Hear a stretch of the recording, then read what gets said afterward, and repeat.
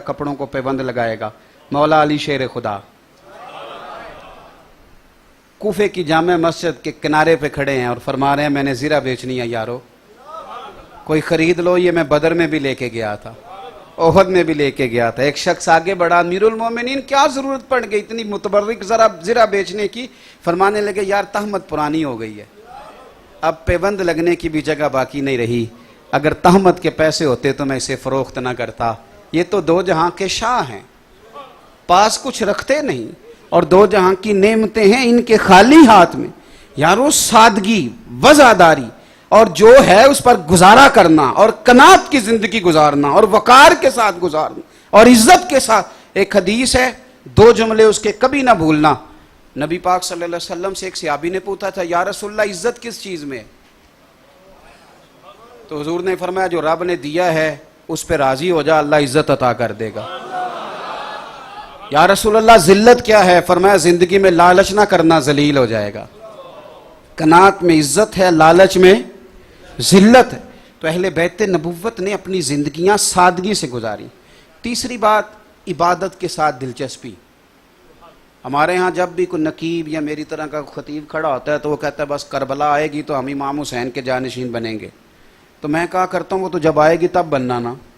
امام حسن اور حسین دونوں روزانہ 100 رکعت نماز نفل ادا کیا کرتے. کتابیں جتنی آپ کہیں گے میں پیش کر دوں گا. 100 نفل پڑھنا علاوہ. حضرت عبداللہ ابن زبیر فرماتے ہیں میری جب بھی حسین ابن علی سے ملاقات ہوتی انہوں نے نفلی روزہ رکھا ہوا ہوتا تھا, وہ روزے سے ہوتے.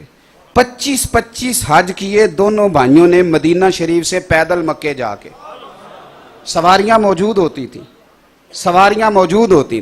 امام حسن ایک سال بیمار تھے تو امام حسین کہنے لگے بھائی جان اس سال سواری پہ نہ چلے جائیں. تو کہا نہیں حسین, جب کوئی بندہ اپنے آقا کی بارگاہ میں جاتا ہے تو سوار ہو کے نہیں جاتا, میں رب کی بارگاہ میں حاضری دینے جا رہا ہوں. تو یہ میرے بھائی یہ والا تو کام آپ شروع کریں. قرآن پاک سے ان کی دلچسپیاں, عبادات کے ساتھ ان کا مزاج, مصلح کے ساتھ ان کی وابستگی. آپ ہمیں گپ شپ کے لیے بٹھا لیں سارا دن ساری رات اور تسبیح دیں کہ زیادہ نہیں 500 بار درود شریف پڑھنا, یا کام یاد آ جاتا یا نیند آ جاتی. بھائی اہل بیت نبوت کا جو خاص وصف ہے سنو. 9-10 محرم کی درمیانی رات عمر بن سعد آیا اور اس نے آ کے کہا کہ حسین دو ہی باتیں ہیں, یا آپ بیعت کریں یا جنگ کے لیے تیار ہو جائیں. امام علی مقام فرمانے لگے کوئی تیسری بات؟ اس نے کہا کوئی نہیں. آپ فرمانے لگے تو جا مجھے ایک رات کی مہلت دے, صبح بات کریں گے. عمر ابن سعد چلا گیا. حضرت عباس رضی اللہ تعالیٰ عنہ حاضر بارگاہ ہوئے اور عرض کرنے لگے حضور آپ نے یہ مہلت کیوں لی؟ یہ دنیا دار سے لوگ ہیں, یہ سوچیں گے پتہ نہیں حسین کو تیسری رائے کی طرف بڑھ رہے ہیں. فیصلہ تو جو آپ نے سویرے کرنا ہے وہی آپ نے ابھی کرنا ہے. مجھے پتہ ہے بیعت آپ نے کرنی نہیں, ہونی تو جنگ ہے, تو آپ ابھی اس کو کہتے کہ سویرے جنگ کرنی ہے. تو امام حسین فرمانے لگے عباس تیرا کیا خیال ہے, میں نے رات سوچنے کے لیے مانگی ہے. حضور پھر کس لیے مانگی ہے؟ تو آپ فرمانے لگے اس لیے مانگی ہے کہ رات 1 بج گئی ہے, حسین ذرا رج کے اپنے رب کو سجدے تو کر لے. والذین یبیتون لربہم سجدا وقیاما.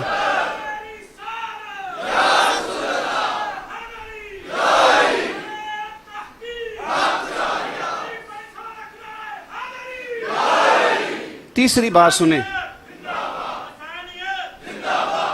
اللہ آپ کو جزا دے. ایک تیسری بات سنیں اور میں بات سمیٹنے کی طرف آؤں. ابھی 2-4 دن پہلے نا روزنامہ ایکسپریس نے, حوالہ اس لیے دے رہا ہوں کہ آپ تحقیق پڑھنا چاہیں تو آسانی ہو, خبر شائع کیا ہے کہ پاکستانیوں میں 65% لوگ ڈپریشن کے مریض. کچھ عرصہ پہلے میں نے ایک 35% کی تحقیق پڑھی تھی.